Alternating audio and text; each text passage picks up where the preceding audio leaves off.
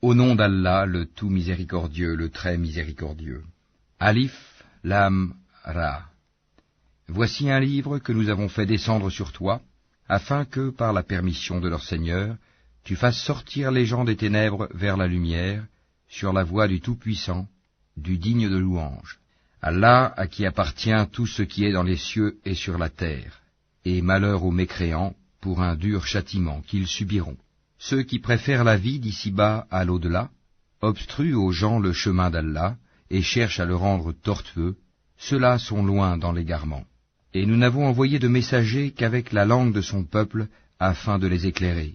Allah égare qui il veut et guide qui il veut. Et c'est lui, le Tout-Puissant, le Sage. Nous avons certes envoyé Moïse avec nos miracles en lui disant « Fais sortir ton peuple des ténèbres vers la lumière et rappelle-leur les jours d'Allah. » C'est bien fait. Dans tout cela, il y a des signes pour tout homme plein d'endurance et de reconnaissance.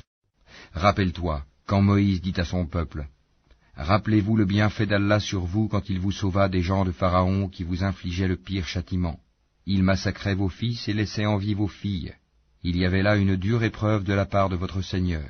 Et lorsque votre Seigneur proclama « Si vous êtes reconnaissants, très certainement, j'augmenterai mes bienfaits pour vous, mais si vous êtes ingrats, mon châtiment sera terrible. » Et Moïse dit « Si vous êtes ingrats, vous ainsi que tous ceux qui sont sur terre, sachez qu'Allah se suffit à lui-même et qu'il est digne de louange.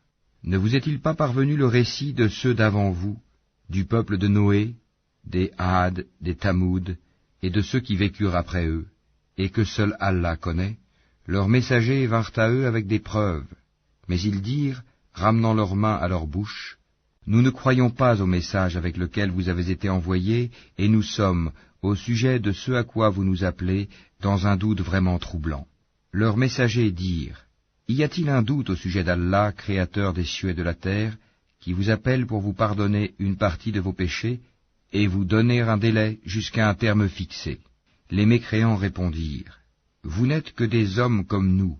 Vous voulez nous empêcher de ce que nos ancêtres adoraient. Apportez-nous donc une preuve évidente. » Leurs messagers leur dirent, « Certes, nous ne sommes que des humains comme vous, mais Allah favorise qui il veut parmi ses serviteurs. Il ne nous appartient de vous apporter quelques preuves que par la permission d'Allah, et c'est en Allah que les croyants doivent placer leur confiance. Et qu'aurions-nous à ne pas placer notre confiance en Allah alors qu'il nous a guidés sur les sentiers que nous devions suivre? Nous endurerons sûrement la persécution que vous nous infligez.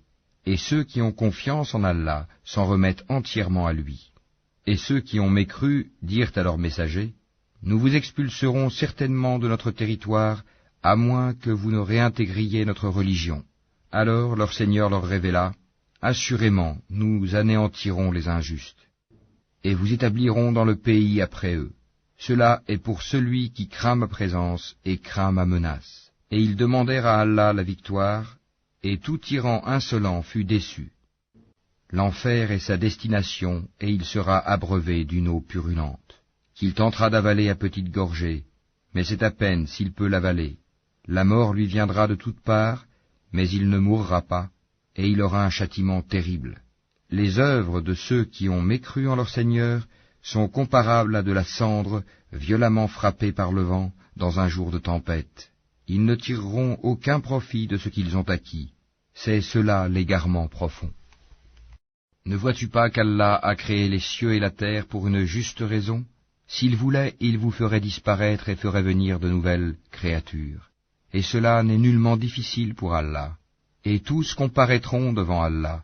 Puis, les faibles diront à ceux qui s'enflaient d'orgueil, « Nous étions bien vos suiveurs, pouvez-vous nous être de quelque utilité contre le châtiment d'Allah ?» Alors les autres diront, « Si Allah nous avait guidés, nous vous aurions certainement guidés. Il est indifférent pour nous de nous plaindre ou d'endurer, nous n'avons pas d'échappatoire. » Et quand tout sera accompli, le diable dira, « Certes, Allah vous avait fait une promesse de vérité, tandis que moi, je vous ai fait une promesse que je n'ai pas tenue. Je n'avais aucune autorité sur vous, si ce n'est que je vous ai appelé, et que vous m'avez répondu. Ne me faites donc pas de reproches, mais faites-en à vous-même. Je ne vous suis d'aucun secours, et vous ne m'êtes d'aucun secours. je vous renie de m'avoir jadis associé à Allah. Certes, un châtiment douloureux attend les injustes, les associateurs.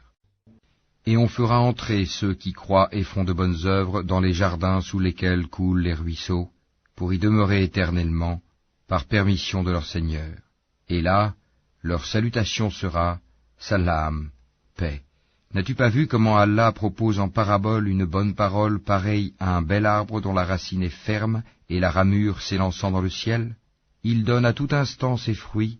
Par la grâce de son Seigneur, Allah propose des paraboles à l'intention des gens, afin qu'ils s'exhortent. Et une mauvaise parole est pareille à un mauvais arbre, déraciné de la surface de la terre et qui n'a point de stabilité. Allah affermit les croyants par une parole ferme, dans la vie présente et dans l'au-delà, tandis qu'il égare les injustes, et Allah fait ce qu'il veut.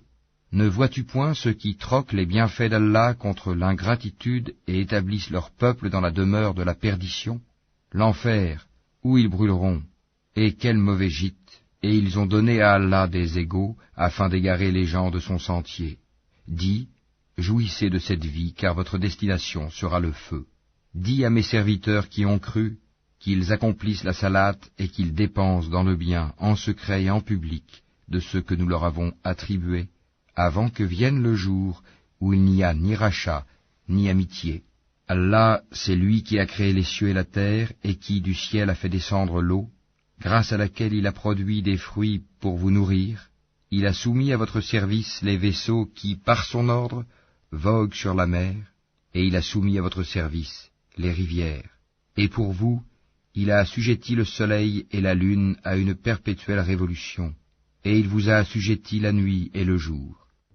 Il vous a accordé de tout ce que vous lui avez demandé, et si vous comptiez les bienfaits d'Allah, vous ne sauriez les dénombrer. L'homme est vraiment très injuste, très ingrat. Et rappelle-toi, quand Abraham dit « Ô mon Seigneur, fais de cette cité un lieu sûr, et préserve-moi ainsi que mes enfants de l'adoration des idoles. Ô mon Seigneur, elles, les idoles, ont égaré beaucoup de gens. Quiconque me suit est des miens. Quant à celui qui me désobéit, c'est toi, le pardonneur, le très miséricordieux. Ô notre Seigneur, j'ai établi une partie de ma descendance dans une vallée sans agriculture, près de ta maison sacrée, la Kaaba, ô notre Seigneur, afin qu'ils accomplissent la salate. Fais donc que se penchent vers eux les cœurs d'une partie des gens, et nourris-les de fruits. Peut-être seront-ils reconnaissants. Ô notre Seigneur, tu sais vraiment ce que nous cachons et ce que nous divulguons, et rien n'échappe à Allah, ni sur terre, ni au ciel. Louange à Allah, qui en dépit de ma vieillesse, m'a donné Ismaël et Isaac. Certes, mon Seigneur entend bien les prières. Ô mon Seigneur, fais que j'accomplisse assidûment la salate, ainsi qu'une partie de ma descendance. Exauce ma prière, ô notre Seigneur. Ô notre Seigneur, pardonne-moi ainsi qu'à mes pères et mères et aux croyants, le jour de la reddition des comptes. Et ne pense point qu'Allah soit inattentif à ce que font les injustes. Il leur accordera un délai jusqu'au jour où leurs regards se figeront. Ils courront, suppliant, levant la tête, les yeux hagards et les cœurs vides. Et avertis les gens du jour où le châtiment les atteindra, et ceux qui auront été injustes diront, « Ô notre Seigneur, accorde-nous un court délai, nous répondrons à ton appel et suivrons les messagers. N'avez-vous pas juré auparavant que vous ne deviez jamais disparaître? Et vous avez habité les demeures de ceux qui s'étaient fait du tort à eux-mêmes. Il vous est apparu en toute évidence comment nous les avions traités, et nous vous avons cité les exemples. Ils ont certes comploté. Or, leur complot est inscrit auprès d'Allah, même si leur complot était assez puissant pour faire disparaître les montagnes. Ne pense point qu'Allah manque à sa promesse envers ses messagers. Certes, Allah est tout-puissant et détenteur du pouvoir de punir. Au jour où la terre sera remplacée par une autre, de même que les cieux, et où les hommes comparaîtront devant Allah, l'unique, le dominateur suprême. Et ce jour-là tu verras les coupables, enchaînés les uns aux autres. Leurs tuniques seront de goudron, et le feu couvrira leur visage. Tout cela afin qu'Allah rétribue chaque âme de ce qu'elle aura acquis. Certes, Allah est prompt dans ses comptes. Ceci est un message, le Coran, pour les gens, afin qu'ils soient avertis, qu'ils sachent qu'il n'est qu'un Dieu unique, et pour que les doués d'intelligence s'exhortent.